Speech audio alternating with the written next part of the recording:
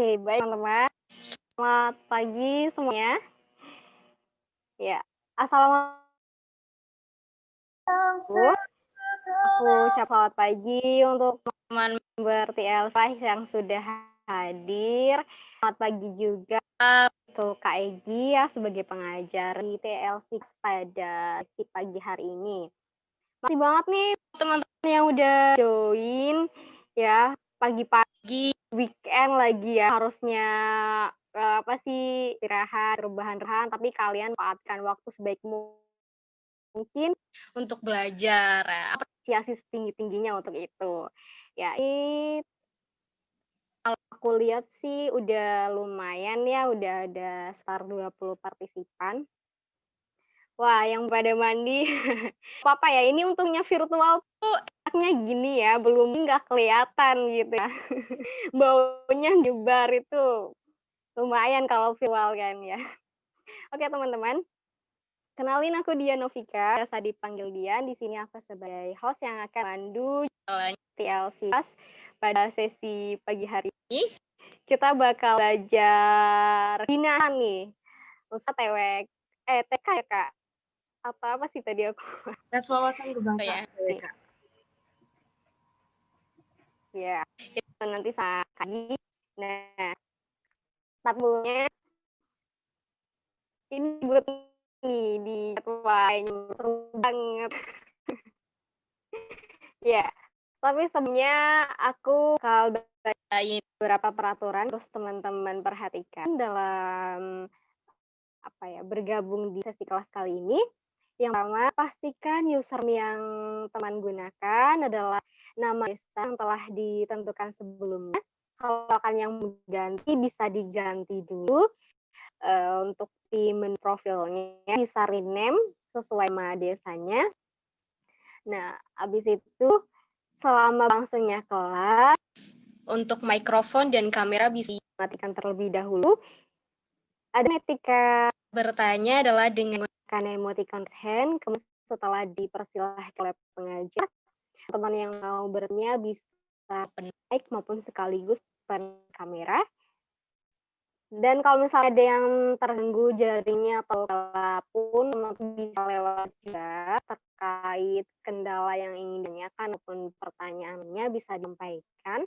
Biar jangan diem-diem aja. Ini kalau ngobrol sendirian tuh kayak nyarin radio, rasa nyarin radio.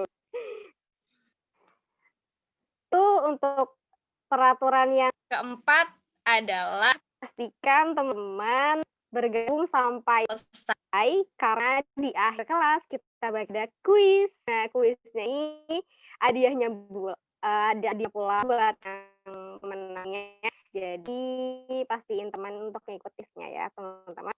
Baik, untuk memulai cara pagi hari ini, langkah baiknya kita belajar sesuai kerjaan dan agama masing-masing. Dipersilahkan.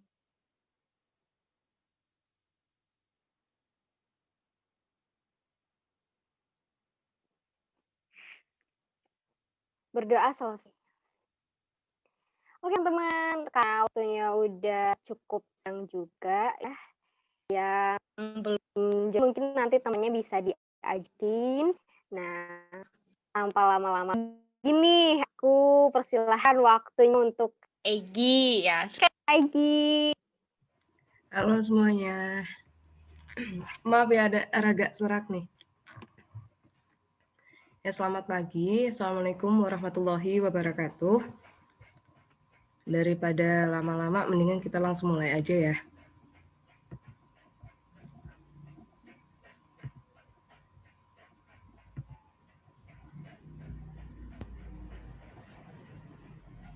Nah.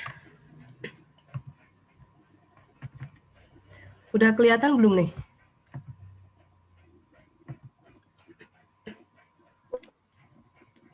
Udah kayaknya terlihat. Nah, langsung mulai aja.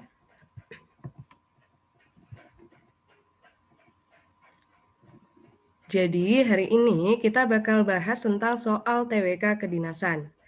Sebelumnya izin perkenalan dulu ya. Nama saya Migunani Puspita Eugenia, biasa dipanggil Egi.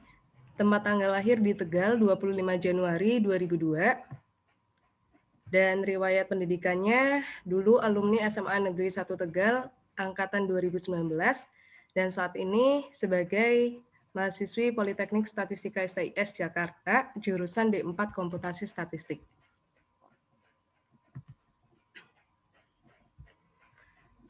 Nah, udah pada tahu dong TWK itu apa?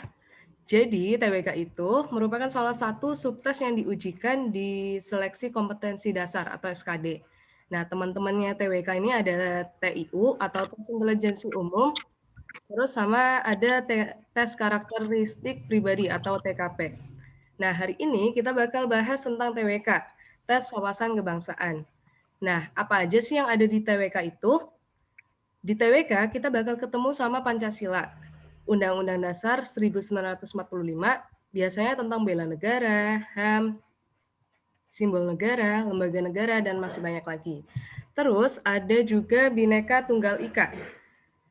Terus ada Negara Kesatuan Republik Indonesia atau NKRI, tentang sistem tata negara Indonesia, terus ada kebijakan pemerintah pusat dan daerah, sejarah perjuangan bangsa, peranan bangsa Indonesia dalam tatanan regional maupun global, serta kemampuan berbahasa Indonesia secara baik dan benar. Dan biasanya nih, yang terakhir ini tentang gagasan utama, terus ada topik juga, menyimpulkan dari suatu bacaan. Udah sering dong pastinya kan? Nah, sebenarnya TBK ini nggak jauh-jauh dari kehidupan kita. Dari SD bahkan udah diajarin kan tentang mata pelajaran PKN, jadi cuma ngulang-ngulang doang gitu. Tapi kalau misal kalian kira itu TWK harus menghafal terus, itu salah. Sebenarnya kita itu cukup dengan memahami konsepnya dulu, baru sisanya ada beberapa materi yang memang patut dihafalkan. Nah, lanjut ya. Langsung ke soal nih. Soal yang pertama.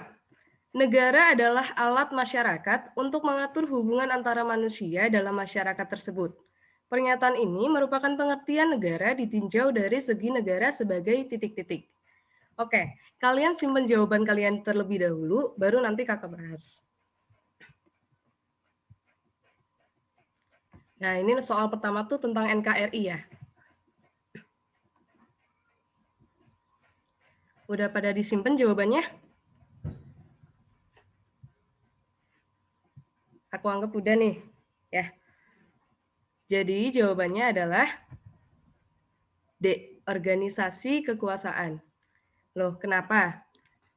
Kalau misal kalian sulit untuk menghafal atau kalian clueless terhadap soal, udah lihat soal, terus langsung bingung nih jawabannya apa karena kalian nggak hafal pengertian negara ditinjau dari berbagai sudut pandang satu-satu gitu. Ada organisasi politik, organisasi kesusilaan, integralistik, kekuasaan, dan kemasyarakatan. Nah, tapi di sini kita lihat kata kuncinya terlebih dahulu. Kira-kira kata kunci di soal ini tuh apa? Ada yang tahu nggak? Bisa dijawab di kolom chat. Bener banget. Ini ada Jembayat jawab mengatur, benar. Nah, karena kita ingin mengatur hubungan antara manusia dan masyarakat, negara ini perlu kekuasaan kan? Jadi, pengertian ini negara ditinjau dari segi negara sebagai organisasi kekuasaan.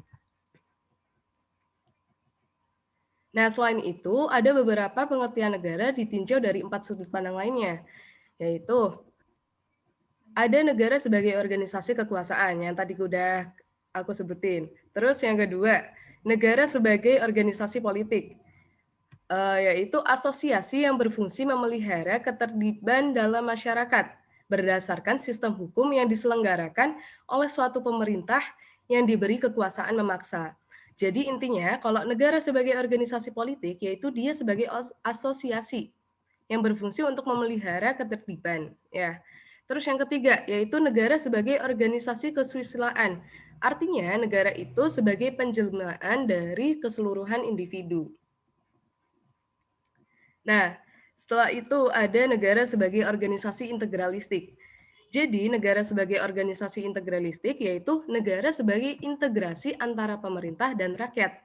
Ya, sehingga negara itu dianggap sebagai kesatuan bangsa dan individu itu merupakan bagian integral negara yang memiliki kedudukan dan fungsi untuk menjalankan negara. Seperti itu. Kita lanjut ke soal yang kedua ya.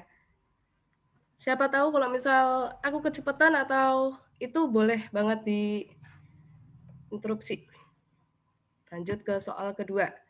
Tentang kebijakan pemerintah pusat atau daerah. Alasan pemerintah pusat memberi kekuasaan kepada daerah dengan asas tugas pembantuan adalah titik-titik. Disimpan dulu jawabannya.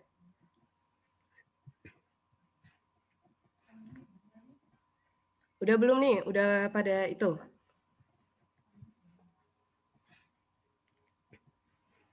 Udah ya? Di sini kata kuncinya apa, ayo? Ada tugas pembantuan. Nah, kira-kira pengertian tugas pembantuan apa?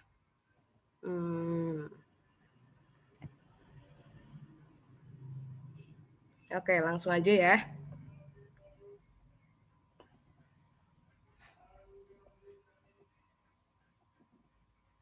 Nah, ini boleh banget jawabannya di chat juga ya. Jawabannya itu adalah B. Pemerintah pusat tidak dapat menyelesaikan semua urusan daerah. Kenapa? Karena adanya keterbatasan dari pemerintah pusat sehingga diadakan namanya asas tugas pembantuan ini. Kita lihat pembahasannya. Nah, pemerintah pusat tidak dapat menyelesaikan semua urusan di daerah. Tugas pembantuan ini diberikan karena pemerintah pusat itu memiliki keterbatasan dalam menyelesaikan urusan-urusan di daerahnya. Sehingga kalau misal balik ke slide tadi, nah ini kan pilihannya ada daerah turut serta membantu tugas pemerintah pusat. Agar daerah turut serta membantu tugas pemerintah pusat. Enggak ya, kurang tepat. Kemudian yang C, pemerintah daerah lebih berhasil melaksanakan pembangunan di daerahnya. Kurang tepat, karena tidak semua pemerintah daerah itu berhasil dalam melaksanakan pembangunan daerahnya. Banyak juga yang belum berhasil, seperti itu. Nah, kemudian yang D, pemerintah pusat kurang dapat bertanggung jawab atas daerahnya. Ini udah tentu salah banget, karena kurang dapat bertanggung jawab. Sedangkan pemerintah daerah itu kan juga diawasi oleh pemerintah pusat. Nah, kemudian yang terakhir, yang E, pemerintah daerah lebih bertanggung jawab atas daerahnya. Kurang tepat ya. Nah, lanjut ke soal nomor 3. Tentang Bhinneka Tunggal Ika. Ini jadi levelnya masih gampang banget, terus nanti kita bisa naikin level ke soal-soal yang nomornya lebih tinggi lagi ya. Nah, soal nomor 3 ini tentang Bhinneka Tunggal Ika. Empu Tantular merupakan sastrawan yang menulis kitab Sutasoma di abad ke-14 pada masa kerajaan titik-titik. Majapahit. Nih, ada yang jawab Majapahit. Udah pada jawab nih. Langsung aja ya, benar banget jawabannya adalah Majapahit. Nah, kita lihat pembahasannya ya. Nah, di sini, tapi seringkali walaupun ini soal gampang, sering banget anak-anak tuh pada keliru antara kitab Sutasoma sama kitab Negara Kertagama. Penulisnya sama-sama dari Kerajaan Majapahit, sama-sama dari abad ke-14 juga. Nah, cuma yang membedakan di sini, dalam kitab Sutasoma itu kan dikarang oleh Empu Tantular. Ya, ada Empu Tantular yang mengarang kitab Sutasoma. Nah, kemudian di dalam kitab ini ditemukan namanya istilah itu Bhinneka Tunggal Ika, yang berarti berbeda-beda tetap satu jua. Nah, kemudian tapi di dalam kitab Negara Kertagama juga karangan dari Empu Prapanca, ya. Beda-beda penulis nih. Ditemukan istilah Pancasila, ya. Jadi jangan keliru, kitab Sutasoma itu dikarang oleh Empu Tantular. Dan kemudian dalam kitab Sutasoma itu sendiri ditemukan namanya istilah Bhinneka Tunggal Ika.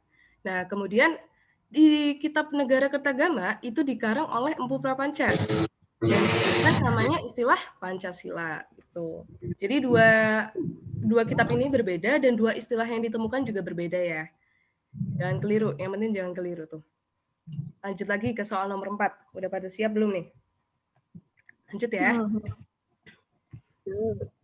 Soal nomor 4 tentang sejarah nasional. Organisasi modern pertama yang bersifat nasional yang bergerak dalam bidang pendidikan dan kebudayaan adalah titik-titik. Masih gampang banget juga kayaknya nih. Jawabannya pada B. Ayo, yang lain mau jawab juga? Udah pada simpen jawabannya ya, tentunya ya. Nah, pada B semua nih. Wah, ada bikers. Itu, Bogares Kidul boleh di mute dulu. Lanjut aja ya pembahasannya. Nah, benar banget jawabannya adalah Budi Utomo. Kita lihat pembahasannya yuk. Nah, organisasi modern pertama yang bersifat nasional itu adalah Budi Utomo. Dan dia ini bergerak di bidang pendidikan dan kebudayaan.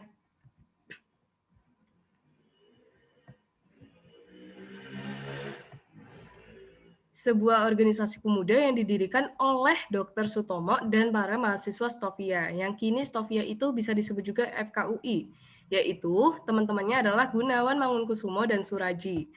Organisasi ini bersifat sosial, ekonomi, kebudayaan, tapi nggak bersifat politik. Nah, berdirinya Budi Utomo merupakan awal gerakan yang bertujuan mencapai kemerdekaan Indonesia. Walaupun saat itu organisasi ini hanya ditujukan kepada golongan yang berpendidikan Jawa. Dan saat ini tanggal berdirinya Budi Utomo atau 20 Mei diperingati sebagai Hari Kebangkitan Nasional. Jadi masih muda banget, jangan sampai keliru, jangan sampai salah jawab ya. Pokoknya nih Budi Utomo itu sebagai organisasi pertama yang bergerak dalam bidang pendidikan dan kebudayaan sebagai awal gerakan untuk mencapai kemerdekaan Indonesia. Gitu. Lanjut lagi ke soal nomor 5. 5 atau berapa nih? Iya, nomor 5. Tentang Pancasila. Soalnya adalah Pancasila sebagai ideologi terbuka senantiasa mampu menyesuaikan dengan titik-titik. A. Perbedaan pendapat antar partai politik. B. Rezim pemerintahan yang berkuasa. C. Iptek, dinamika masyarakat dan kemajuan zaman. D. Budaya bangsa dan budaya mancanegara. E. Perkembangan generasi muda sebagai generasi penerus. Kira-kira jawabannya yang mana nih? Udah pada jawab di kolom chat. Itu ada Cembayat jawabnya D. Terus ada Kali Kangkung tuh jawabnya E. Ayo yang lain, barangkali ada jawaban yang berbeda. Ayo. Oh nih, Rizal Azhar menjawab C. Udah pada simpen jawabannya ya. Terus Bogares Kidul juga jawab C. Nah, langsung nih pada jawab C semua.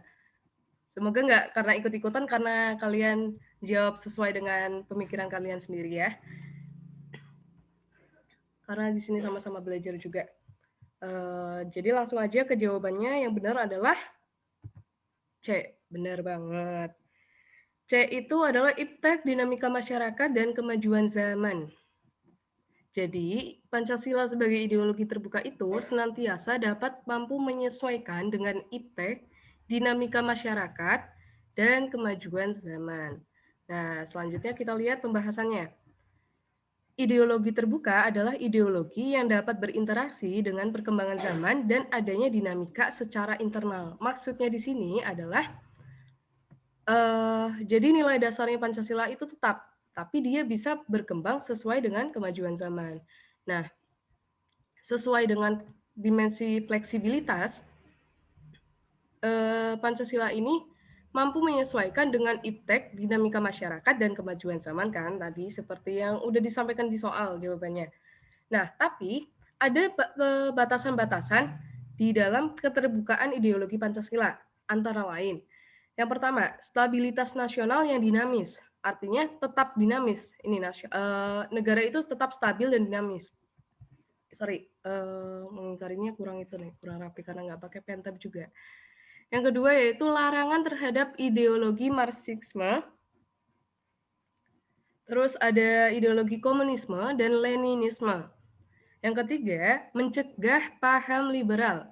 Yang keempat, penciptaan norma yang baru harus melalui konsensus.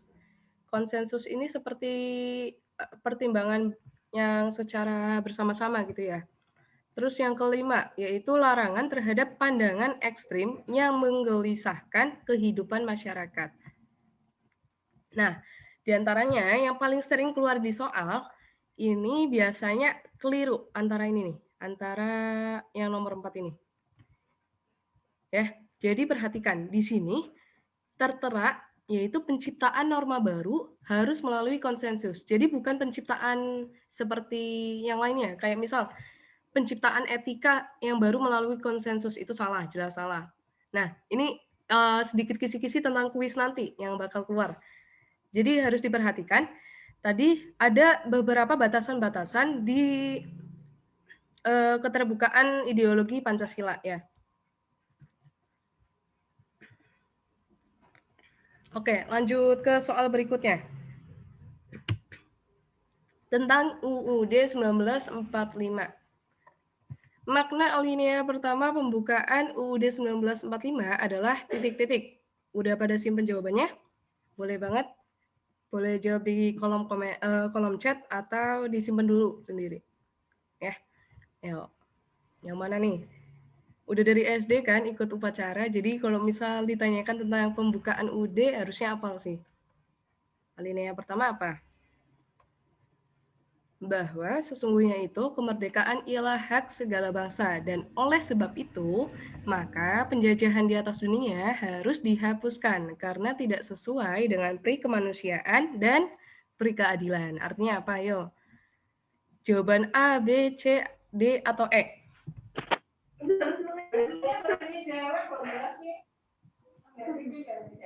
Nah, nih udah pada jawab nih. A. Kira-kira jawabannya benar nggak nih? A. Ayo. Langsung aja ya ke jawabannya. Benar banget, jawabannya adalah A. Karena sesuai dengan yang tadi dibilang, udah disebutin tentang alinea pertamanya, bahwa sesungguhnya itu kemerdekaan ialah hak segala bangsa. Dan oleh sebab itu, maka penjajahan di atas dunia harus dihapuskan. Kita lihat pembahasannya. Makna alinea pertama adalah menunjukkan keteguhan dan kuatnya pendirian bangsa Indonesia dalam menghadapi penjajahan di dunia dan bertekad untuk merdeka dan mendukung kemerdekaan setiap bangsa. Ya, masih level gampang nih. Lanjut ke soal berikutnya ya.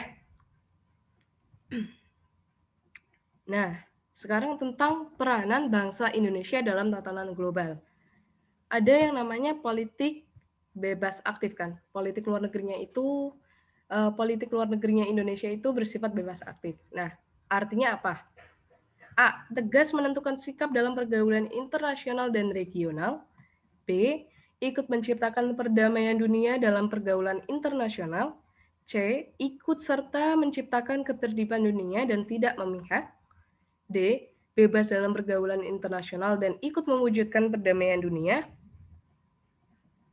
E. Bersikap aktif-reaktif dalam pergaulan internasional dan tidak memihak. Ini udah pada jawab nih. Ada yang berbeda jawabannya. Nah, kira-kira apa nih?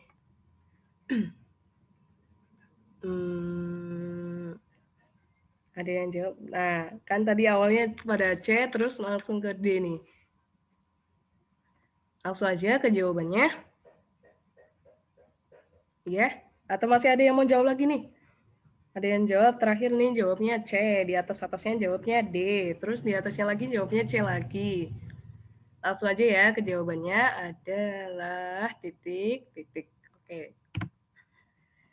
Jawabannya adalah D, bebas dalam pergaulan internasional dan ikut mewujudkan perdamaian dunia.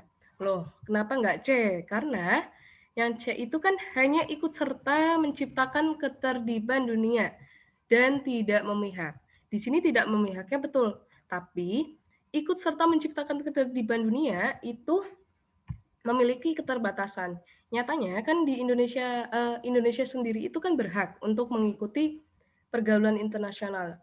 Misal kayak di bidang ekonomi, Indonesia itu boleh ikut OPEC, APEC dan segala macamnya. Jadi tidak dalam perdagangan internasional sendiri Indonesia juga turut aktif, tidak hanya terbatas dalam menciptakan ketertiban dunia gitu. Jadi yang paling tepat adalah D. Sorry, bentar. Bentar ya. Ini pengen.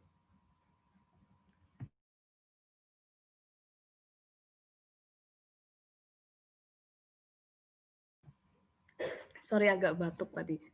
Lanjut ke soal nomor 8. Lihat pembahasannya dulu deh.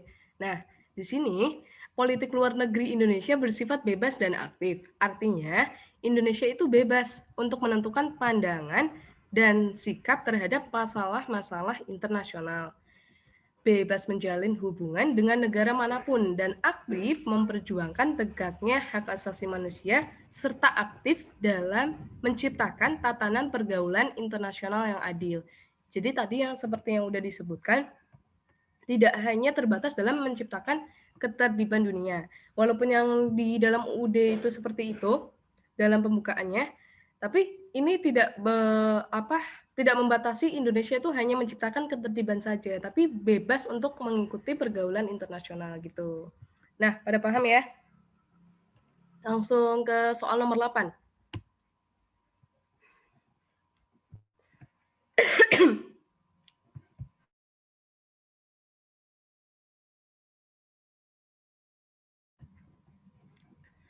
Soal nomor 8 itu tentang tata negara. Salah satu prinsip demokrasi Pancasila adalah titik-titik. Ayo, pada jawab di kolom chat yuk. Ada yang jawab A.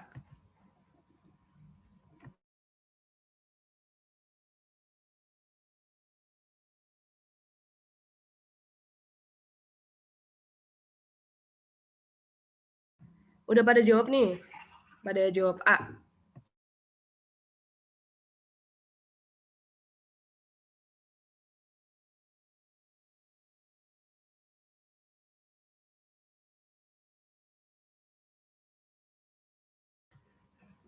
Kira-kira benar nggak nih jawaban A? Kira-kira bedanya apa nih antara perlindungan sama menonjolkan? Nah, demokrasi Pancasila itu kira-kira melindungi atau menonjolkan? Nah, nih, udah pada jawab A semua ya. Langsung aja ke jawabannya. Benar banget A. Nah, kita lihat pembahasannya.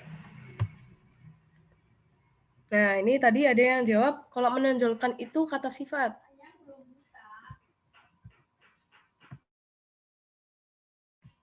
Nah, prinsip-prinsip demokrasi Pancasila itu antara lain adalah yang pertama, kedaulatan berasal dari rakyat, dilaksanakan oleh rakyat dan untuk rakyat. Nah, yang kedua, kedaulatan rakyat itu dijelmakan dalam badan-badan perwakilan rakyat. Yang ketiga, pengambilan keputusan dengan musyawarah untuk mencapai mufakat. Yang keempat, demokrasi yang berketuhanan Maha Esa. Yang kelima, demokrasi yang dengan hak asasi manusia, yaitu melindungi dan menghormati hak asasi manusia serta meningkatkan martabat dan derajat manusia seutuhnya. Jadi bukan hanya terbatas di menonjolkan saja, tetapi dia melindungi ya. Oke, lanjut ke soal berikutnya. Mantep banget nih jembatet ya. Langsung ke soal nomor 9. Tentang negara. Unsur-unsur berdirinya negara secara konstitutif. Secara konstitutif adalah titik-titik.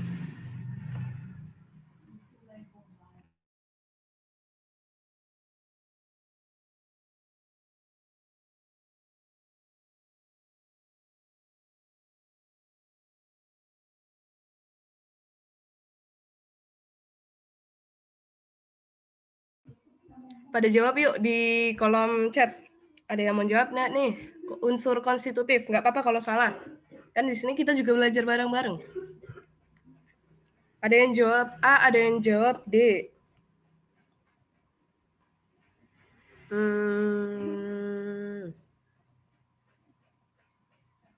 Ayo, apa nih?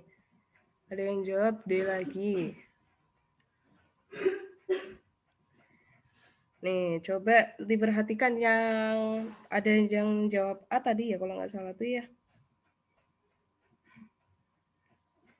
Yang jawab A, perlu diperhatikan lagi nih. Coba bedanya antara rakyat sama penduduk. Nah, benar. Coba diteliti lagi. Udah pada simpan jawabannya belum? Oke, udah ya. Dianggap udah ya. Jawabannya yang benar adalah D. Rakyat, wilayah, dan pemerintah yang berdaulat. Coba kita lihat pembahasannya. Nah, jadi unsur konstitutif itu adalah unsur pembentuk. Nah, di sini ada 3 unsur konstitutif atau unsur pembentuk ini. Di antaranya adalah rakyat, wilayah atau daerah tertentu, dan pemerintah yang berdaulat. Selain itu, selain ada unsur konstitutif, ada juga yang namanya unsur tambahan atau unsur deklaratif, yaitu pengakuan dari negara lain. Nah, selain itu, ada yang namanya Konvensi Montevideo tahun 1933. Nah, dalam konvensi ini ditentukan unsur negara ditinjau dari segi negara sebagai subjek hukum internasional. Di antaranya, negara itu harus punya unsur-unsur tertentu. Yang pertama, ada daerah tertentu. Yang kedua, ada penduduk yang tetap. Yang ketiga, ada pemerintah. Yang keempat itu ada kesanggupan berhubungan dengan negara lain. Yang kelima yaitu pengakuan dari negara lain. Dan sama seperti halnya dengan unsur deklaratif atau unsur tambahan ini, ya tadi kan ada yang namanya pengakuan dari negara lain tuh. Nah ini itu masuknya itu ke unsur tambahan atau unsur deklaratif. Nah di Konvensi Montevideo sendiri juga dibedakan, ada yang namanya unsur deklaratif, yaitu adanya pengakuan dari negara lain. Nah pada paham ya? Langsung lanjut lagi nih ke soal berikutnya. Karena ya kayak ini unsur negara tuh udah kita ketemuin di SMP kelas 8 deh kalau nggak salah tuh. Ya, langsung ke soal berikutnya. Tentang tata negara lagi. Di Indonesia pernah berlaku 3 macam demokrasi, yaitu demokrasi liberal, demokrasi terpimpin, dan demokrasi Pancasila. Demokrasi Pancasila dilaksanakan pada titik-titik. Ayo, pada masa apa nih? Yang A, Orde Baru dan Reformasi, Orde Lama dan Orde Baru, masa Reformasi, dan masa Orde Lama, terus hanya masa Orde Baru saja. Kira-kira yang mana? Disimpan dulu jawabannya atau boleh banget dijawab di kolom chat.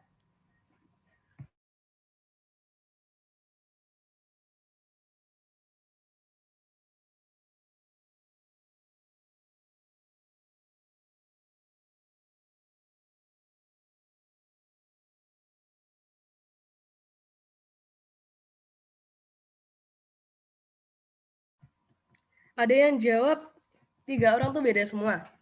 Ayo, kira-kira yang mana nih? Ada yang jawab E. Terus ada yang jawab C. Ada yang jawab B. Nggak ada yang jawab D atau A nih.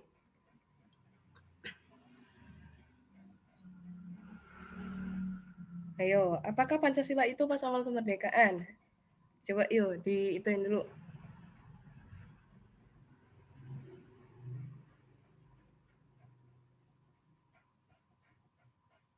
Nah, mau langsung aja? Nah, ada yang jawab A nih. Dari Penarukan jawabnya A. Coba kita lihat ya jawabannya. Ya, jadi jawabannya adalah pada masa Orde Baru dan masa Reformasi. Nah, di sini pembahasannya, Indonesia itu pernah berlaku 3 macam demokrasi. Ada demokrasi liberal, demokrasi terpimpin, sama demokrasi Pancasila. Nah, ketiganya ini punya masa waktunya masing-masing. Di demokrasi liberal, dia itu berlaku antara 17 Agustus tahun 50 sampai 5 Juli 59. Ya. Nggak apa-apa kok salah, nggak apa-apa. Karena kita kan belajar bareng-bareng di sini. Nah, ada lagi selanjutnya yaitu demokrasi terpimpin. Ya, ada demokrasi terpimpin. Nah, kenapa sih berlaku di sini tadi sampai masa waktunya itu 5 Juli 1959? Ada yang ingat nggak? Pada 5 Juli 1959 itu ada peristiwa apa? Atau ada kebijakan apa yang dikeluarkan oleh pemerintah? Ada yang ingat? Barangkali mau jawab di kolom chat juga boleh. Nah, benar banget nih, ada yang jawab. Ada yang jawab dekret presiden, benar banget. Jadi tahun 5 Juli 1959 itu kan ada yang namanya dekret presiden ya. Dekret presiden 5 Juli 1959. Dan dikeluarkannya dekret tersebut diadakan peralihan antara demokrasi liberal ke demokrasi terpimpin. Nah, kemudian dari demokrasi terpimpin ke demokrasi Pancasila ada peralihan lagi nih di sini. Kira-kira ada apa? Di tahun 1965. Ada yang tahu nggak nih? Ada peristiwa apa? Kira-kira coba dijawab dulu di kolom chat boleh?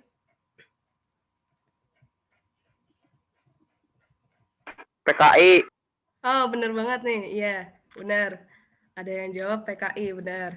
Nah, karena adanya gerakan 30 SPKI, 30 September PKI, dia itu diadakan peralihan antara demokrasi terpimpin ke demokrasi Pancasila. Nah, kemudian di demokrasi Pancasila sendiri itu diadakan pada tahun 1966 sampai 1988. Di mana ini biasanya disebut dengan Orde Baru. Nah, kemudian demokrasi Pancasila juga diadakan dari reformasi 1998 hingga kini. Sorry ya, tadi salah nyebutin nih, dari 1966 sampai 1998. Nah, kemudian dari reformasi tahun 1998 hingga kini. Kenapa ada perbedaan masa waktu ini? Karena di tahun Orde Baru atau dari 1966 sampai 1998 ini masih adanya ditemukan penyimpangan-penyimpangan demokrasi Pancasila yang kemudian akhirnya demokrasi Pancasila ini dikelompokkan menjadi dua lagi, masa Orde Baru sama masa reformasi ini. Nah, kemudian ada yang bertanya, demokrasi yang di Indonesia yang berlaku setelah kemerdekaan itu kira-kira apa? Kira-kira apa? Ada yang bisa jawab atau itu? Ada yang pengen jawab di kolom komentar? Oh iya, oke.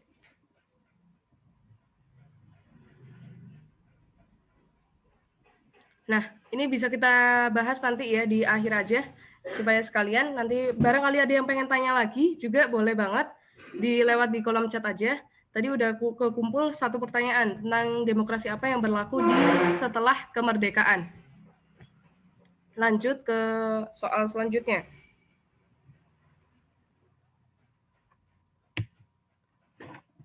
Soal nomor 11. Faktor utama pendorong lahirnya pergerakan nasional Indonesia adalah titik-titik. Ini soal tentang sejarah perjuangan bangsa. Ayo, dijawab dulu di kolom komentar. Kolom chat, sorry. Nih, ada pengaruh kemenangan Rusia terhadap Jepang. Peranan kaum bangsawan yang memperjuangkan kepentingan rakyat, kondisi politik, ekonomi, sosial, budaya yang diskriminatif pada masa Belanda, adanya pembelaan untuk memperbaiki nasib bangsa oleh Multatuli, adanya angin kebebasan melalui politik pintu terbuka. Nah, ayo jawab dulu di kolom chat ya.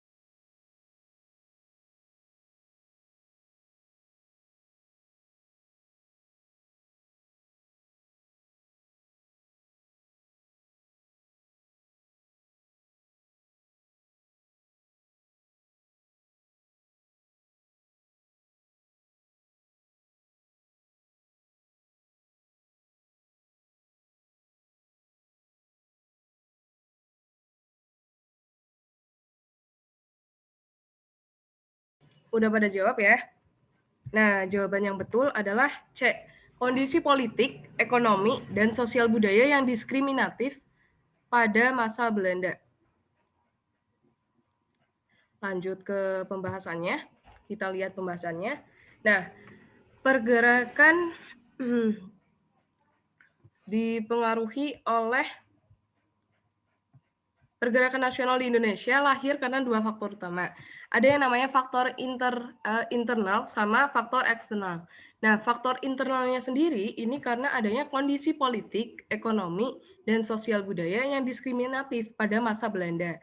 Kemudian, adanya lahirnya kaum terpelajar sebagai akibat positif dari pelaksanaan politik etis. Ya, jadi bukan yang namanya politik pintu terbuka. Keduanya tuh berbeda. Terus dari faktor eksternal sendiri itu ada yang namanya kemenangan Jepang atas Rusia pada tahun 1904 hingga 1905. Jadi bukan kemenangan Rusia atas Jepang. Nah, yang benar itu adanya kemenangan Jepang atas Rusia, ya, bukan sebaliknya. Kemudian adanya pergerakan nasional yang terjadi di Turki, India, dan Cina. Sorry, ini ada.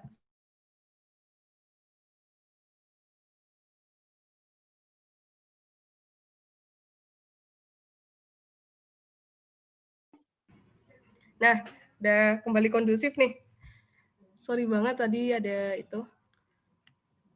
Tadi udah sampai ke pergerakan nasional yang terjadi di Turki, India, dan Cina. Jadi bukan yang tadi ya. Yang tadi itu adanya kemenangan Rusia terhadap Jepang, itu salah. Terus kaum bangsawan, bukan. Adanya kaum terpelajar, bukan kaum bangsawan. Dan Multatuli itu, ya, Dois Dekker bener kok. Bukan juga karena adanya politik pintu terbuka. Karena politik yang berlaku itu adalah politik etis yang membawa dampak positif lahirnya kaum terpelajar. Oke, selanjutnya. Selanjutnya ke soal nomor 12. Tentang sejarah perjuangan bangsa.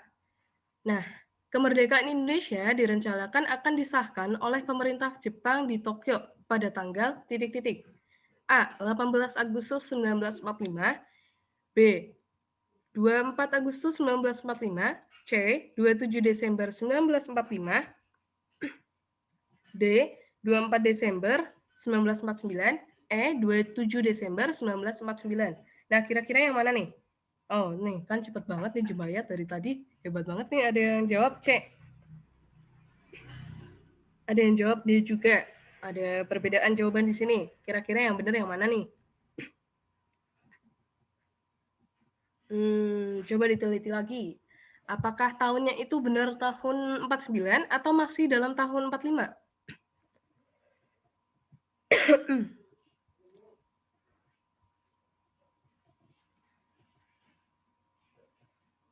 Oh, nih kan. Ada yang jawab B. Langsung ada yang jawab B. Langsung aja ke jawaban yang benar ya. Jawaban yang benar adalah benar banget. B. 24 Agustus 1945. Nah, kita lihat pembahasannya di sini dijelaskan secara rinci. Cuman poin-poinnya aja. Lebih lengkapnya nanti boleh banget dicari sendiri. Nah, di sini pembahasannya yaitu pada 12 Agustus Jepang itu menginginkan kemerdekaan Indonesia direncanakan akan disahkan oleh pemerintah Jepang di Tokyo pada tanggal 24 Agustus 1945. Melalui siapa? Melalui Marsekal Terauchi. Nah, jadi rinciannya itu di 8 Agustus 1945, Insinyur Soekarno, Muhammad Hatta, Rajiman Widyadiningrat diterbangkan dari Jakarta secara rahasia. Tolong banget ya Allah. Nah, 10 Agustus 1945, rombongan tersebut mendarat di Saigon, Vietnam. Dan kemudian di 19 Agustus 1945, mereka transit di Singapura dan menginap semalam untuk menghindari sergapan pesawatnya sekutu. Kemudian di 11 Agustus 1945-nya, rombongan tersebut terbang ke Dalat untuk menginap. Nah, di 12 Agustusnya diadakan pertemuan dengan Marsekal Hisaishi Terauchi. Nah, Panglima ini Marsekal Terauchi sendiri merupakan Panglima Angkatan Perang Jepang untuk Asia Tenggara. Nah, disinilah terjadinya kesepakatan antara Indonesia dan Jepang bahwa Jepang tuh pengennya kemerdekaan Indonesia itu 24 Agustus gitu. Ya, sesuai keinginannya Jepang lah intinya tuh. Nah, kemudian di 14 Agustusnya Jepang itu menyerah pada sekutu karena adanya peristiwa bom ya di Nagasaki sama Hiroshima. Nah, kemudian di 15 hingga 16 Agustus 1945 terjadi peristiwa Rengas Dengklok, di mana peristiwa ini terjadi karena adanya perbedaan pendapat antara kaum muda sama golongan tua. Nah, si kaum muda ini mendesak agar kemerdekaan Indonesia itu segera diproklamirkan. Sementara golongan tua itu pengennya nurut aja deh sama si Jepang gitu. Nah, kemudian dengan segala keriuhannya itu, akhirnya 17 Agustus 1945 Indonesia itu merdeka, benar. Nah, lanjut lagi ya ke soal berikutnya, dan perhatikan tadi kira-kira di timeline ini bakal keluar juga di kuis nantinya di akhir ya. Jadi diingat-ingat nih peristiwa kemerdekaan ini. Nah, kemudian soal selanjutnya ada lembaga negara. Soal nomor 13. Lembaga negara yang berwenang mengusulkan pengangkatan hakim agung adalah titik-titik. Nah, kira-kira yang mana nih? Ada yang jawab B. Ya, ada yang jawab B. Terus kemudian yang lain, yuk teman-temannya yang lain. Ada yang jawab KY, ada yang jawab D. Ada yang jawab A. Ada yang jawab B. Nah, kira-kira yang betul yang mana nih? Hakim Agung. Langsung aja ke jawabannya. Masih ada yang jawab D lagi. Nah, kira-kira yang benar yang mana nih? Antara MA, KY, atau MK? Karena yang jelas KPU udah salah kan tentunya. Terus BPK jelas banget salah juga. Nah, lanjut ke jawabannya langsung aja ya. Jawabannya adalah D, KY. Kita lihat pembahasannya, wewenang masing-masing dari lembaga negara terkait. Nah, di sini ada yang namanya Komisi Yudisial atau KY. Nah, lembaga ini berwenang untuk mengusulkan pengangkatan Hakim Agung. Ya, diingat-ingat, KY itu Hakim Agung. Nah, kemudian ada yang namanya MA.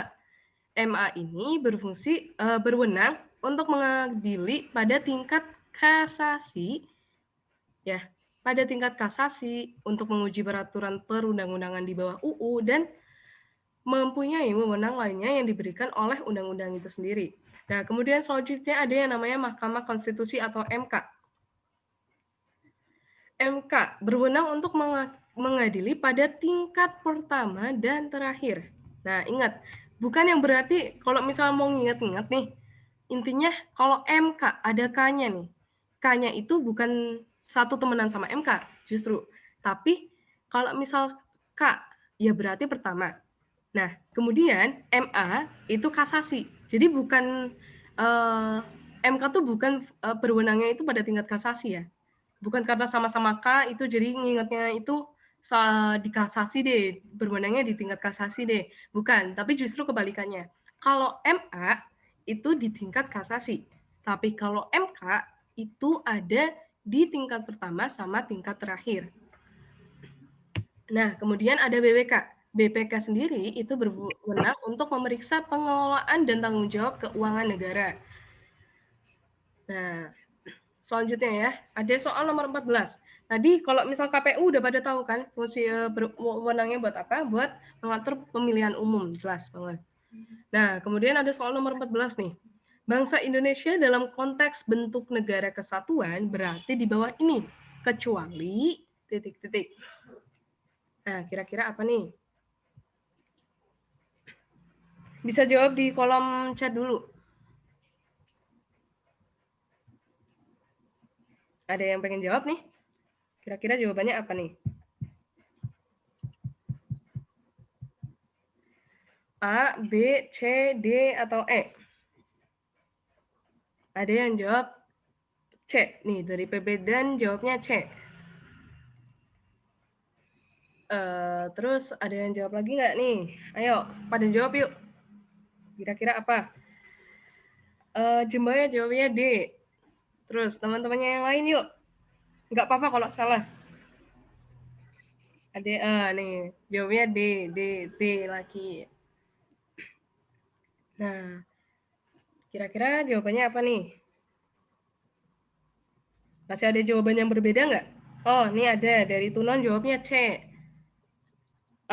Krandon nih. Krandon juga beda lagi. Ada yang jawab A. Nah, langsung aja pengen A. A, Kak. Karena kok seragam, Tegal Sari bilang gitu nih. Nah, langsung aja ya ke jawabannya. Jawabannya adalah A. Benar banget. Nah, di sini bangsa Indonesia dalam konteks negara kesatuan. Berarti di bawah ini, kecuali. Diingat-ingat, ada kecualinya di sini. Yang berarti kalau misal yang B, C, D, E itu benar semua. Ya, karena yang pertama nih, kayak jawaban B. Bentuk NKRI diselenggarakan dengan jaminan otonomi daerah yang seluas-luasnya kepada daerah-daerah. Karena kenapa mengandung kesatuan? Karena intinya tuh otonomi daerah itu diawasi oleh pemerintah pusat. Dan kemudian daerah-daerah ini disatukan oleh pemerintah pusat, kemudian dijalankan yang namanya otonomi daerah itu sendiri. Nah, di mana wewenang si pemerintah daerah ini diberikan wewenang untuk menjalankan otonomi daerahnya masing-masing gitu. Nah, kemudian jawaban yang C, jaminan otonomi kepada daerah-daerah untuk berkembang sesuai dengan potensi dan kekayaan yang dimilikinya masing-masing. Benar banget. Terus yang D, otonomi daerah dilaksanakan dengan dorongan, dukungan, dan bantuan yang diberikan pemerintah pusat. Terus yang E, memungkinkan tumbuh dan berkembangnya keragaman antar daerah di seluruh tanah air. Loh, kenapa bukan diseragamkan? Kenapa nggak diseragamkan ke kekayaan alam dan budaya antar daerah ini? Karena yang namanya budaya antar daerah, kekayaan alam, itu merupakan perbedaan yang bikin kita kaya. Ya. Kita itu punya kekayaan alam dan budaya antar daerah. Dan yang dua hal tersebut tidak bisa diseragamkan karena masing-masing daerah itu punya budayanya masing-masing tentu saja. Terus kekayaan alam masing-masing daerah juga berbeda dan itu adanya perbedaan ini tidak bisa kita seragamkan karena adanya perbedaan ini justru buat kekayaan alam kita dan kekayaan budaya kita itu semakin kaya. Seperti itu. Jadi dilihat ya soal yang baik-baik itu ada kecuali ya. Bukan kalau misal jawaban yang selain A tadi kan benar semua tuh, bukan yang kecuali gitu. Nah, lanjut lagi ke soal nomor 15. Soal nomor 15 itu, sorry ini bentuk udah pembahasannya tadi tentang lembaga negara.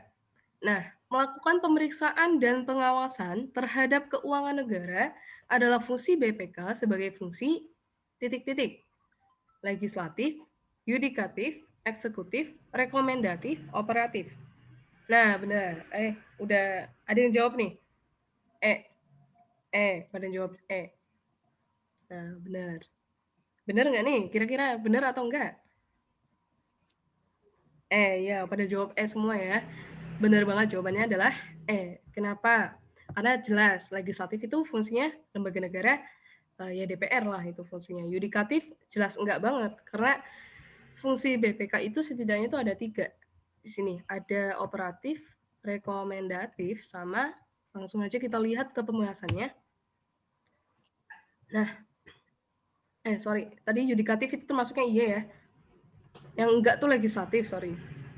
Nah, fungsi operatif di sini merupakan pemeriksaan, pengawasan, dan penyelidikan atas penguasaan, pengurusan, dan pengelolaan kekayaan negara.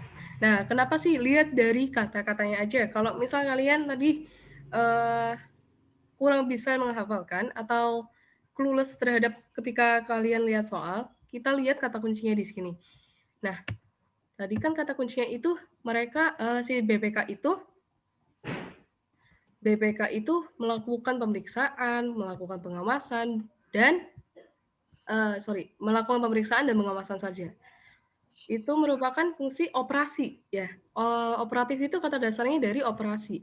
Nah, kemudian si BPK itu melakukan operasi kan, berarti dia memiliki fungsi operatif gitu aja.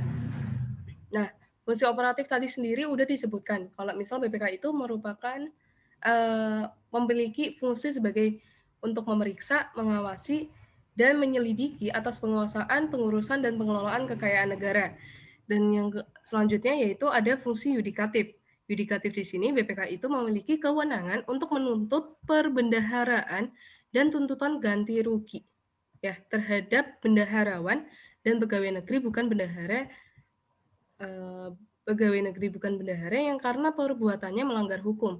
Jadi BPK ini memiliki fungsi yudikatif karena dia itu punya fungsi untuk punya kewenangan untuk menuntut perbendaharaan negara yang melakukan penyelewengan, yaitu perbuatan pelanggaran hukum. Nah, kemudian ada yang namanya fungsi rekomendatif. Artinya di sini BPK itu memberikan pertimbangan kepada pemerintah mengenai pengurusan dan pengelolaan keuangan negara. Nah, jadi rekomendatif itu kata dasarnya adalah rekomendasi. Jadi dia memberikan rekomendasi atau pertimbangan kepada pemerintah. Terus yudikatif ada hubungannya dengan suatu apa ya kayak hukum ya, ada hukum terkait atau suatu tuntutan gitu. Jadi dia itu BPK mempunyai kewenangan untuk menuntut perbendaharaan yang melakukan penyelewengan. Kemudian operatif, kata dasarnya operasi. Berarti dia melakukan operasi-operasi seperti pemeriksaan, pengawasan, dan penyelidikan. Selanjutnya, soal nomor 16, Pancasila. Kira-kira apa nih? Mengembangkan sikap saling cinta sesama manusia, tenggang rasa, tepo seliro, tidak semena-mena, menjunjung tinggi kemanusiaan, membela kebenaran dan keadilan, dan menghormati serta bekerja sama dengan bangsa lain. Bangsa Indonesia harus merasa dirinya adalah bagian dari semua insan manusia, yaitu pengamalan Pancasila, sila ke ... Nih, udah pada jawab sila B. Jawaban B, sila kedua. Oke, jawabannya langsung aja. Benar banget sila kedua.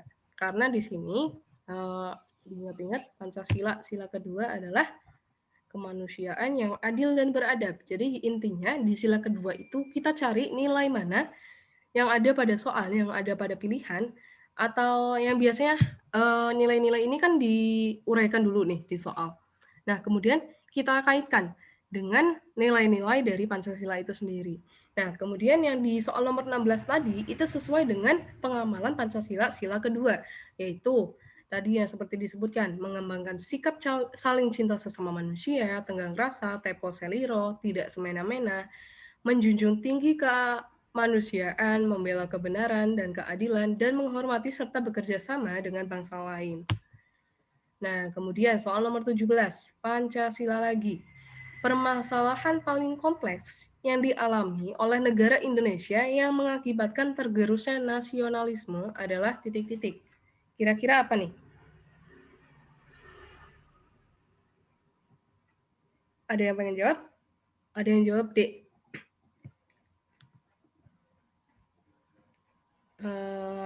D itu perselisihan ideologi, politik, dan moral.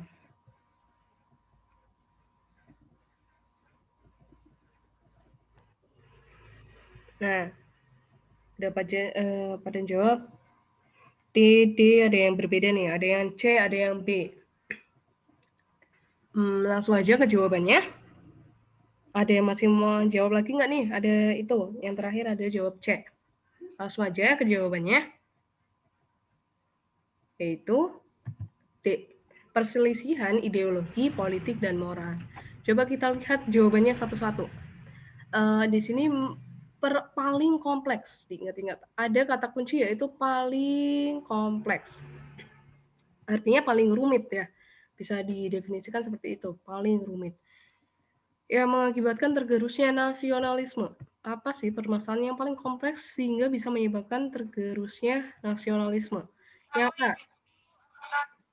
Yang A itu lemahnya aparatur penegak hukum, jelas enggak. Ya. Karena itu bukan sesuatu yang kompleks banget. Yang B, permasalahan disintegrasi kedaerahan, kurang tepat. Karena di sini hanya disintegrasi kedaerahan. Ya. Belum mencakup skala nasional. Sedangkan Ya, di sini yang disoal itu mencakup kata nasionalisme, artinya kecintaan terhadap bangsanya itu sendiri.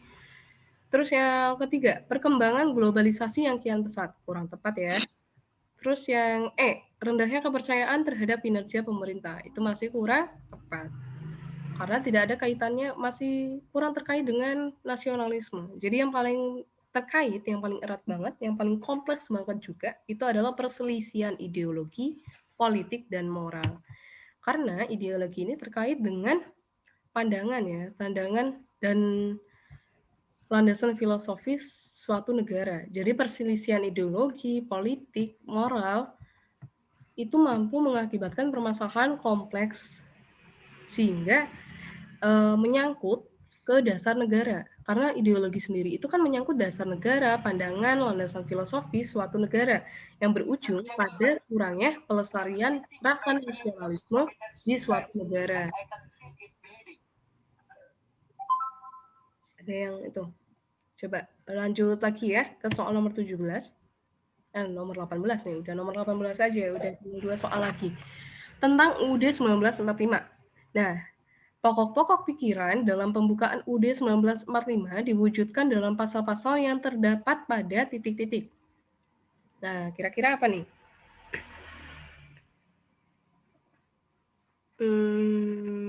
Ada yang pengen jawab? Ada A, bagian penjelasan, B, TAP MPR, C, peraturan pemerintah, D, batang tubuh, E, Pancasila. Nah, kira-kira apa nih? Dalam pokok pikirannya Undang-Undang Dasar 1945 itu ada apa? Nah, kemudian pokok pikirannya tersebut kita wujudkan dalam diwujudkan dalam bagian mana gitu. Ada yang jawab E. Ada yang jawab D juga. Nah, udah, masa ada yang pengen jawab lagi nggak nih? Coba yang lain yuk. Udah ya? Ya, dianggap udah ya. Jawabannya adalah yang benar, D, batang tubuh. Jadi yang dimaksudkan, kalau Pancasila itu kurang salah ya, bukan kurang tepat lagi, tapi salah. Karena pokok pikirannya itu merupakan kan dalam pembukaan itu ada tercantum Pancasila. Nah, kemudian pokok pikirannya yang ada di pembukaan ini kita diwujudkan dalam pasal-pasal yang ada di batang tubuh UUD 1945. Jadi yang paling tepat adalah batang tubuh UUD 1945. Dan di sini ada rinciannya. Undang-Undang Dasar 1945 itu merupakan bagian dari hukum dasar, ya. Nah, kalau Pancasila itu sendiri merupakan sumber dari segala hukum, ya. Tapi bukan hukum yang tertinggi. Hukum yang tertinggi di Indonesia itu tetap UUD 1945. Tapi sumbernya itu sumber dari segala sumber hukum adalah Pancasila. Diingat-ingat. Nah, ya nih, ada yang baru ngeh nih, diwujudkan dalam pasal-pasal. Nah, kemudian pokok-pokok pikiran dalam pembukaan UUD 1945 sendiri, ada pokok pertama, yaitu negara melindungi segenap bangsa Indonesia dan tumpah darah Indonesia. Terus yang kedua, negara berkehendak mewujudkan keadilan sosial bagi seluruh rakyat Indonesia. Terus yang ketiga, negara berkedaulatan rakyat berdasarkan atas kerakyatan dan permusyawaratan perwakilan. Terus yang keempat, yaitu negara berdasarkan kemanusiaan yang adil dan beradab. Nah, kemudian UUD ini menciptakan pokok-pokok aturan atau pikiran yang terkandung dalam pembukaan dan dalam pasal-pasalnya. Nah, jadi pokok pikiran ini diwujudkan lagi dalam pasal-pasal yang terdapat di batang tubuh. Nah, setelah reformasi terdiri dari dua ya, sistematika UUD 1945 sendiri itu hanya terdiri dari dua unsur, yaitu pembukaan dan pasal-pasalnya saja. Yang kemudian pasal-pasal ini kemudian ada dibagi, kalau salah ada 4 lagi, ada aturan peralihan dan penjelasan kalau salah tuh. Nah, jadi sistematikanya itu intinya hanya dua, ada pembukaan sama pasal-pasal, itu sistematika dari UUD. Nah, kemudian pasal-pasalnya itu sendiri dibagi lagi menjadi beberapa subbagian lagi gitu. Nah, kemudian Lanjutnya ya, ada soal nomor 19 tentang Pancasila. Hubungan sosial yang selaras, serasi, seimbang antara individu dan masyarakat dijiwai oleh nilai-nilai Pancasila, yaitu titik-titik. Ada yang itu enggak? Jawab yuk. Di A nih, ada yang mau jawab. Ada yang jawab B. Nah, ada yang jawab D. Masih ada yang jawab lagi nggak? Ada yang jawab D.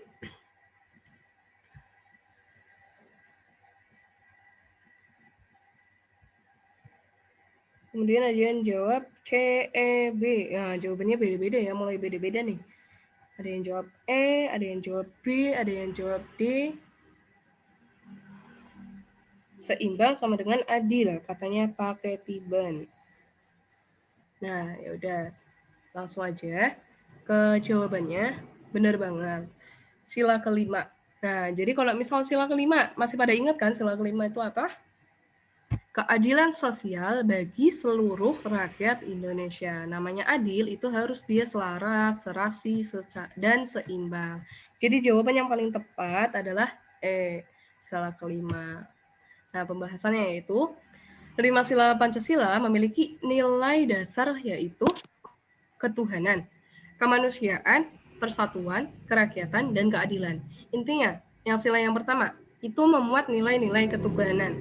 Jadi, kalau misal ada soal yang menerangkan tentang pengamalan Pancasila, tinggal lihat nih, dicocokin mana sih yang sesuai dengan makna ketuhanan gitu. Itu kalau misal sila pertama. Terus yang kedua, kemanusiaan. Mana sih yang sesuai dengan nilai-nilai kemanusiaan? Itu kalau misal sila kedua. Terus kemudian ada persatuan. Nah, persatuan ini kita lihat mana sih soal yang berkaitan dengan nilai-nilai persatuan. Tapi kalau persatuan ini biasanya juga menyinggung tentang kepentingan bersama itu di atas kepentingan individu, ya.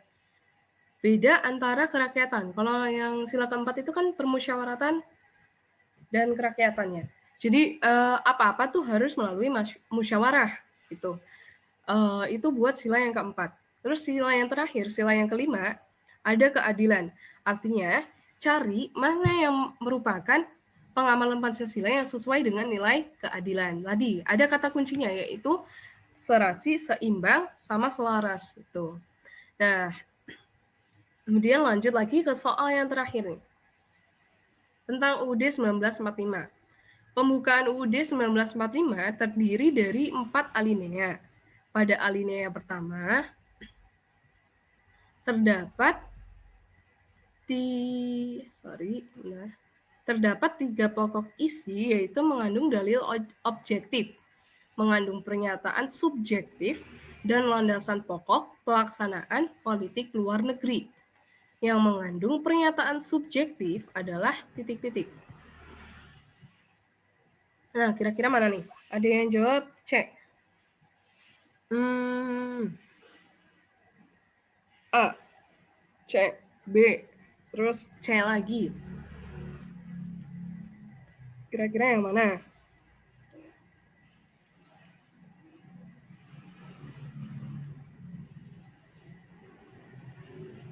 Nah, langsung bahas aja atau masih ada yang pengen jawab nih?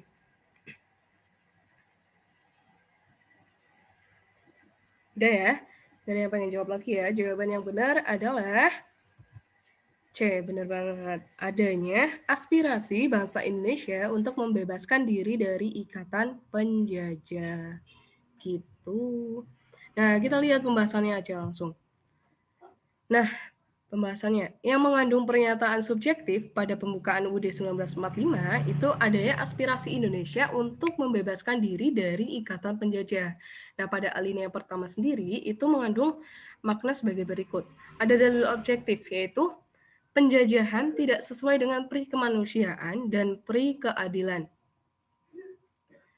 Oleh karena itu, penjajahan harus dihapus agar semua bangsa di Indonesia membebaskan diri dari harus dihapus agar semua bangsa di dunia mendapatkan hak kemerdekaan. Kemudian dalil subjektifnya yaitu partisipasi bangsa Indonesia untuk membebaskan diri dari penjajahan. Nah, kalau misal lihat dari pengertian subjektif dan objektif, kalau misal bingung ya di antara kalian, kira-kira subjektif dan objektif itu apa? Ya, subjek itu ya emang benar-benar ada ya, benar-benar emang yang terjadi gitu.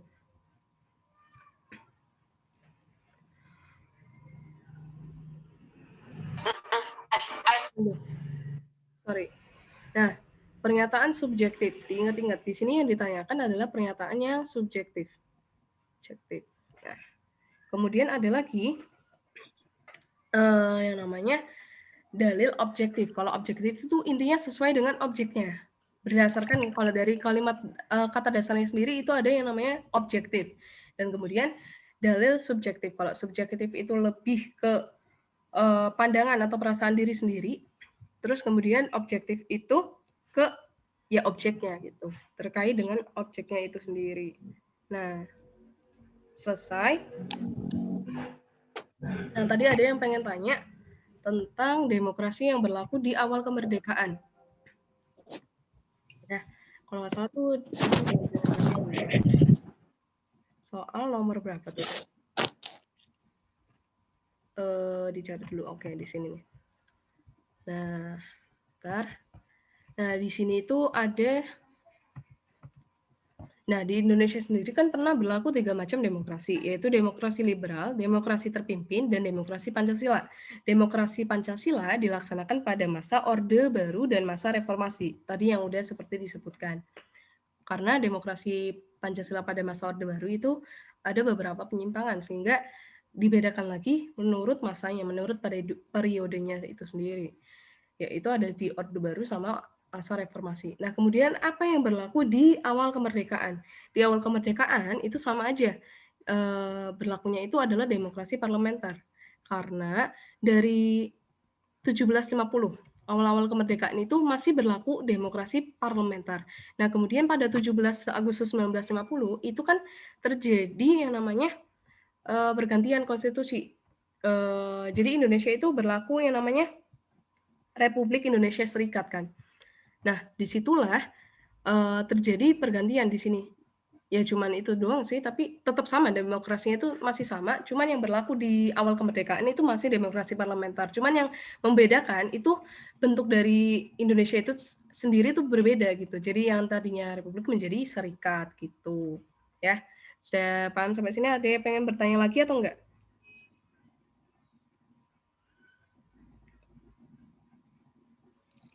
Ya, kalau mau ada yang ditanyain bisa disampaikan langsung atau bisa lewat chat ya teman-teman. Nah ya, oke ya.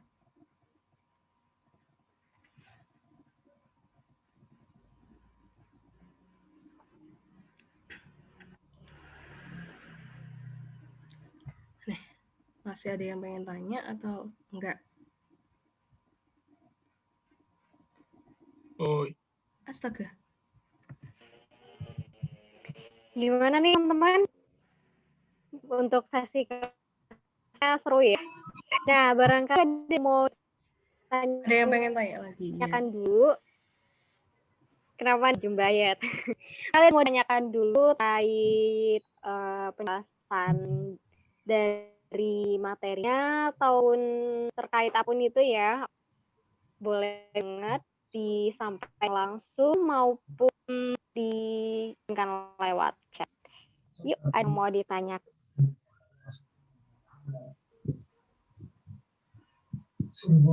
Pasti ada yang bingung. Kita mau masuk kuis teman-teman. Nah, nggak kasar atas sesi kelasnya berakhir, tapi jangan keluar dulu karena kita bakal kuis.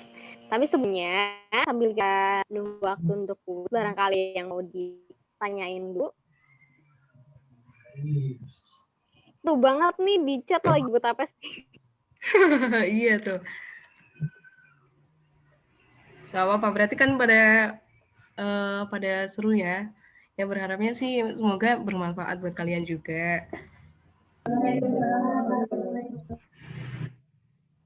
Oh, Amin. Keren banget ini yang udah bisa aku benar apresiasi tingginya. Itu kalau biasanya seru banget sih Kak. Anaknya juga seru. Pagi weekend harusnya sate tapi dinakan belajar itu mah banget.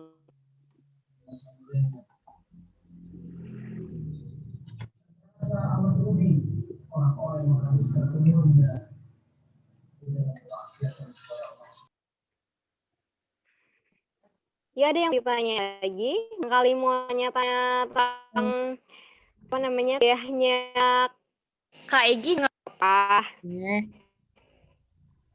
nih ada yang tanya nih. Itu ada pertanyaan. Oke. Oke, bentar ya.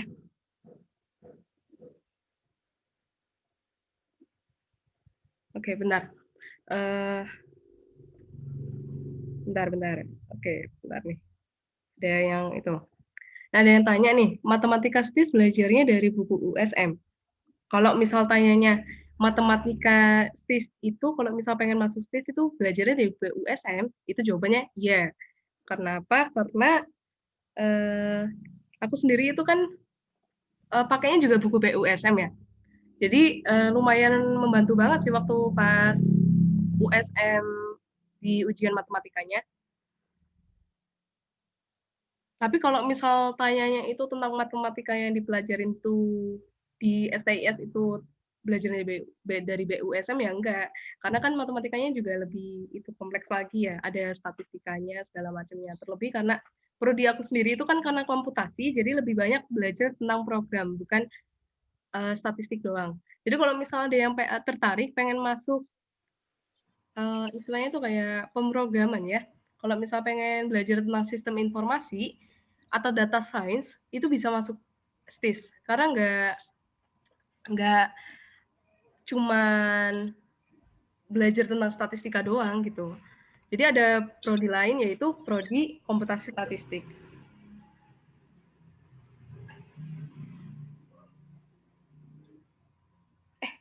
Salah. Bentar. Nah, kemudian ada yang tanya nih. Bentar, soalnya mirip-mirip nggak ya? Soalnya itu mirip-mirip kok. Bentar, ya Allah.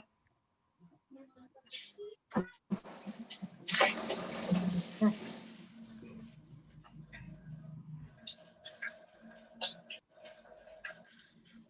Oke, gas komputasi nih ada yang bilang gitu nih.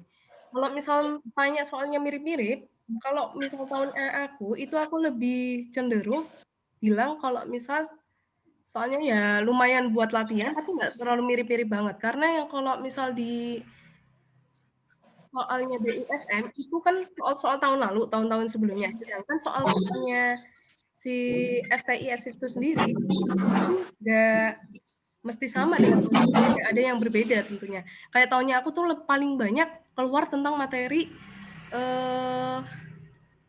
tentang statistika. Terus persamaan 3 variabel, SPLTV, SPLDV, terus integral turunan, tapi kebanyakan nyari tentang min, modus, median, sama kuartil, persentil, dan segala macamnya. Nah, terus gimana nih? Oke. Nah, terus ada yang tanya lagi nih. Kalau tadi kalau nggak salah tuh ada yang tanya apa aja sih ke Timbun. Bentar ya, cari pertanyaannya dulu. Yang paling susah tahap apa? Paling susah tahun 2019 itu tahap TKP. Tahap SKD, sorry.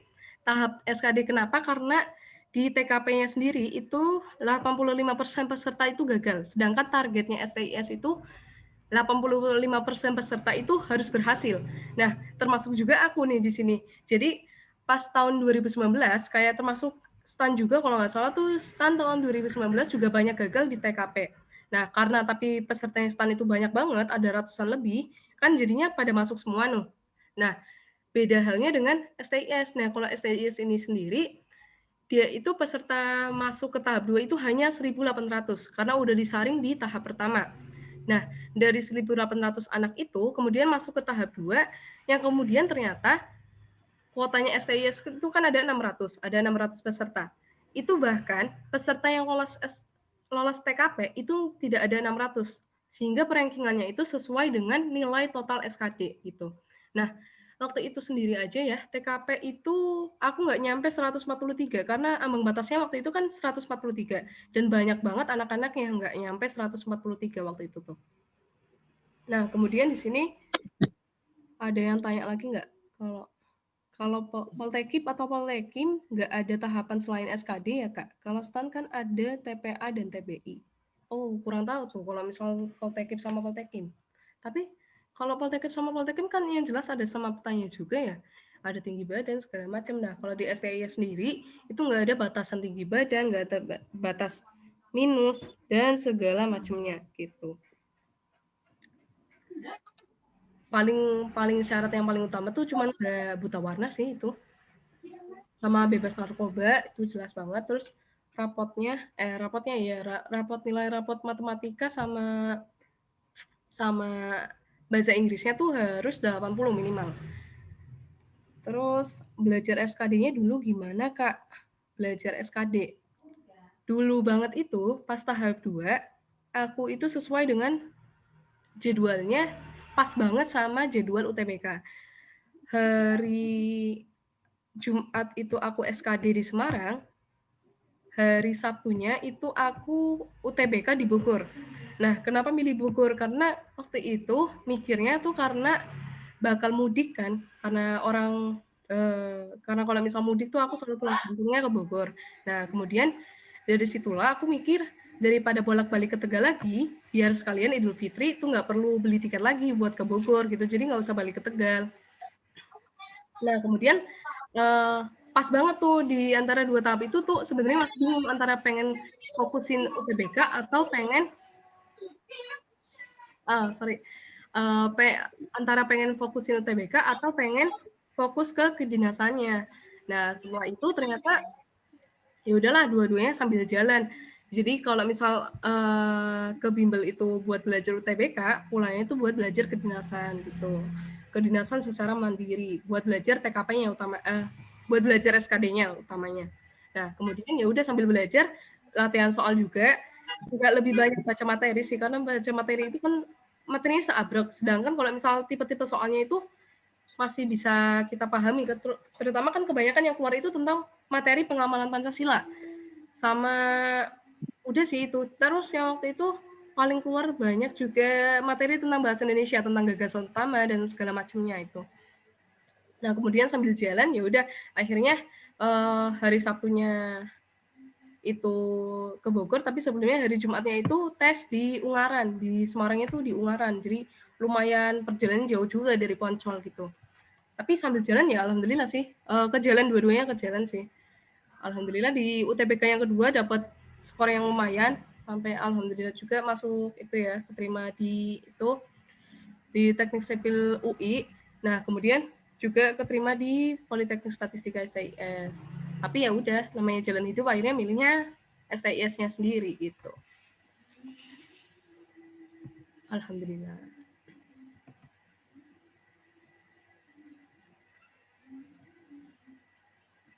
Nah, udah. Kalau misal nggak ada matematikanya, oh ini ada yang tanya lagi ya, matematikanya itu dasar atau gimana, Kak?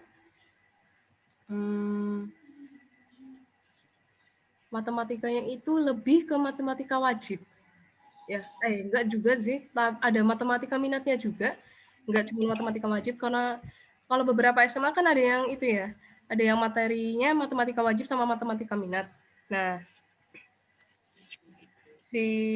kalau STI itu sendiri waktu pas tes itu ya matematikanya wajib sama minat sih. Tapi jujur aja kalau misal ditanya sulit mana antara UN sama antara ujiannya Sariangan masuk STIS itu lebih sulit UN 2019 gitu. Udah. Nah, intinya tadi kalau misalnya ditanya itu belajarnya gimana, banyakin latihan soal sih. Latihan soal itu mantep banget. Gitu ya. Kalau misalnya nggak ada pertanyaan lagi, bisa lanjut ke kuis. Halo Dian. Ya, lanjut ke kuis. Ya, Kak Egi, boleh kita lanjut langsung ke kuis aja kalau misalnya udah nggak ada yang ditanyakan. Ya, ya udah deh. Oke. Aku share-nya ya yang tadi dikirim. Ya, boleh banget. Share link langsung aja. Ya. Nah, tuh udah ada link Itu kuisnya. teman-teman link bergabung ke kuisnya.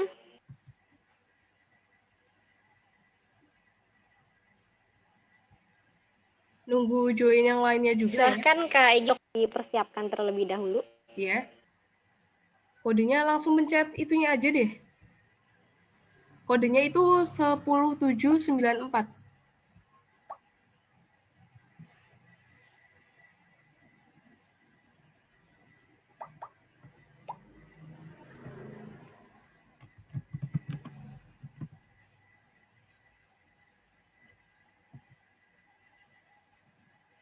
Itu linknya.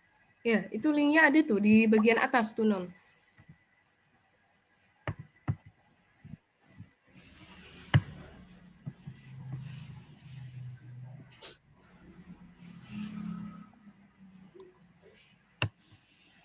Oh alah, oke.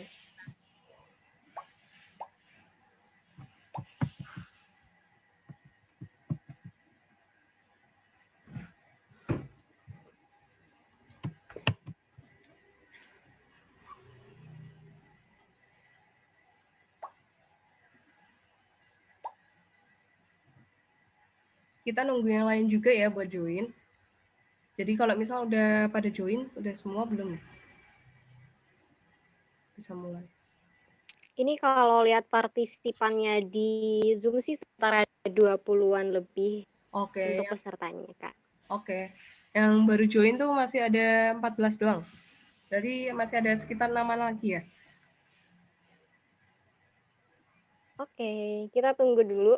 Ayo yang belum join untuk segera join ya.